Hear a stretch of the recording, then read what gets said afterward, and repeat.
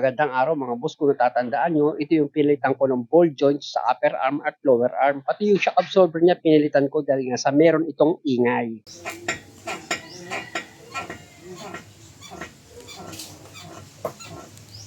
Narinig nyo naman yung ingay, ano? Bali, ang naging diagnose ko nga dyan, yung ball joint at yung shock absorber. At para nga sigurado, iaangat ko itong gulong, tapos ima-manual check-up ko yan. Para sigurado nga ako sa paghatol na gagawin ko. Dito ah. Oh.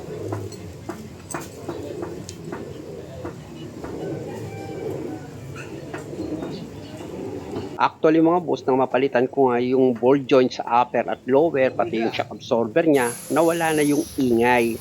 Kaya lang naging problema na back job sa akin. Ito nga, dahil sa umilaw nga itong ABS niya. Nireset na raw ito ni customer, kaya lang hindi daw makuha. Kaya nagdala ko ng scanner. Pakan mo yung ano? Clutch? Clutch. Sagad. Ayan mga boss, pina-start ko itong makina at kung makikita nyo dito sa dashboard, nakailaw nga itong ABS niya. Na ayon naman dito kay customer. Disconnect ko na rin yung battery ng... Ayaw pa rin. Pag ganito mga boss, na after nyo nga mag-DIY ng sasakyan nyo, nakatulad nga ng ginawa ko, na after nga nun, umilaw yung ABS warning light niya dito sa dashboard, ang gagawin yung una dyan, i-check nyo muna yung pagkakalagay nyo ng ABS sensor. Syempre, kasama na rin dun yung wire niya. Syempre, napaka-importante na dapat itong sensor na nakalagay nga dito sa steering knuckle, dapat hindi maluwag yung bolt niya. Kaya yan ang importanteng check upin ko. Kung makikita nyo nga, kinapa ko itong bolt dito sa ABS sensor niya, okay naman siya, hindi naman siya maluwag, nakalapat naman itong sensor, tapos dito naman sa wire niya, yung pinaka-linya nga, chinek up ko yan, teka nangalay ako. Ito nga mga boss, nang sinundan ko itong linya ng ABS sensor, so far, wala namang tupi dito sa linya. Okay na okay naman. Ibig kong sabihin, walang problema dito sa wire.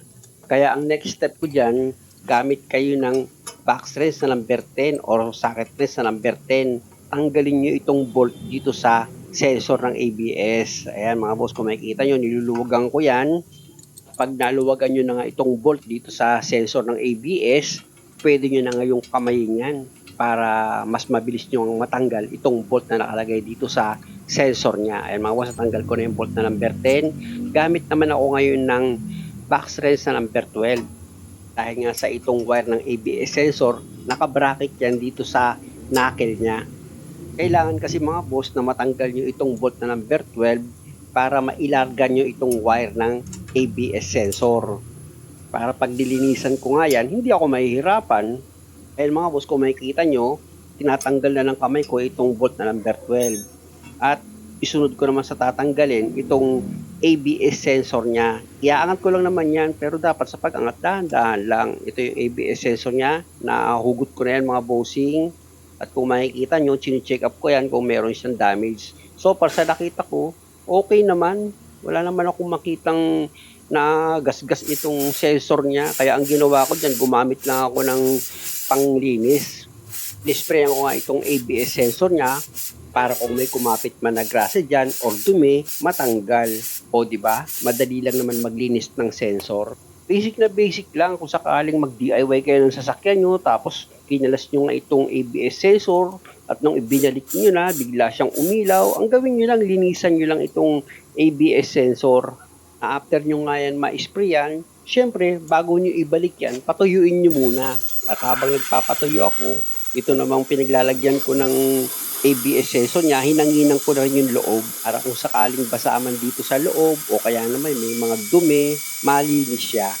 At pag okay na, pwede ko na ngayon ilagay itong ABS sensor niya. Sa paglagay niyan mga boss, dali lang naman. Isushoot nyo lang naman yan, tapos siguraduhin nyo na maayos yung pagkakalapat nitong ABS sensor dito sa steering knuckle.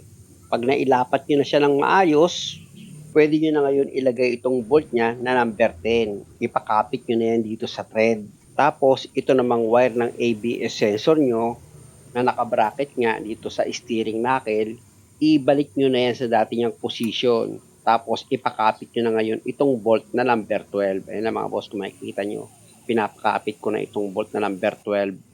At pag okay na, gamit ka na ngayon ng box thread sa number 12 para ma-final mo na yung higpit dito nga sa bolt ng ABS wire holder mo. Tapos, balikan mo nga ulit itong ABS sensor mo gamit ka ng box thread sa number 10 para ma-final mo na yung higpit dito sa bolt niya. O di ba mga bossing, ganun lang, nalinis mo na ng maayos itong ABS sensor mo. At dahil sa okay na ito mga boss, punta na ako dito sa driver side para mapa-start ko na nga itong makina. Siyempre, ang susunod kong gagawin dyan, i-delete ko yan dito sa scanner ko. Pero ipapa-start ko nga muna itong makina.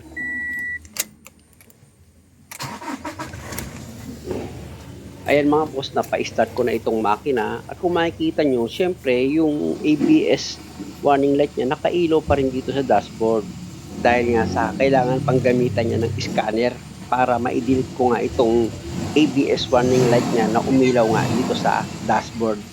Kaya ang susunod kong gagawin dyan mga bossy, siyempre switch off ko muna itong makina para magamitan ko nga siya ng scanner. Ayan mga boss, na-switch off ko na itong makina. Kaya ilagay ko na itong socket wire ng scanner ko. Tandaan nyo mga boss, hindi naman sa lahat ng pagkakataon nakukuha nyo sa linis para matanggal lang yung umilaw na warning light dito sa dashboard.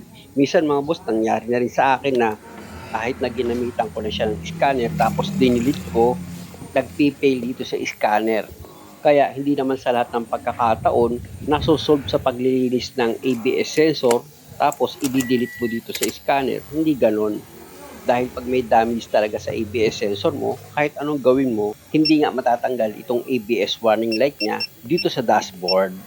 Kaya umpisahan ko na itong gagawin ko mga bossing. Siyempre, una sa lahat, ipapasok ko muna dito sa scanner ko yung detalye nitong sasakyan. Ayan na mga bossing, kung makikita nyo, loading na. After nyan, pindutin ko na agad itong automatic selection. Hindi ko na patatagalin yan. Actually, meron pa kasi akong ginagawa dito katabi nitong sasakyan Isilingit ko lang ito si customer kasi nga, pinabalik ko talaga siya dahil nga sa umilaw itong ABS warning light niya. Dito na tayo sa quick test mga boss. Tingnan natin kung ano yung mga lalabas na fault code. Para kung sakaling may iba pang fault code na lumabas dito sa sasakyan ni customer, isasama ko na yun sa i-delete para wala na rin siyang problema. Ayan mga boss, kung makikita nyo, yung 2DPC ABS, ayun nga, meron talaga siyang problema. Kaya sana makuha ko yan sa delete. Nang sa ganun, mawala na yung ilaw dito sa dashboard.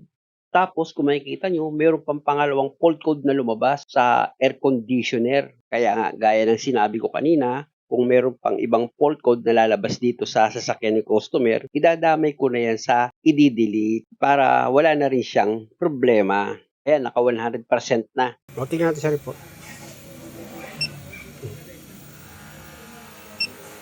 Ayan mga boss, yung fault code na lumabas dito sa scanner ko. Kaya itry natin na i-delete yan. Ito yung sinasabi ko mga boss na kapag may problema talaga dito sa sensor, kahit anong gawin ko dito sa scanner, hindi ko yan madidelete. Gaya nito mga boss, sabi ko nga kanina na kahit tinisan ko pa ng linisan yung sensor dito sa ABS niya, kung nagkaroon na ito talaga ng problema dito sa wiring or mismong dito sa sensor niya nagkaroon ng problema, hindi ko yan madidelete at yung ilaw sa dashboard mananatili yung nakailaw. Clear fault code successfully. Okay.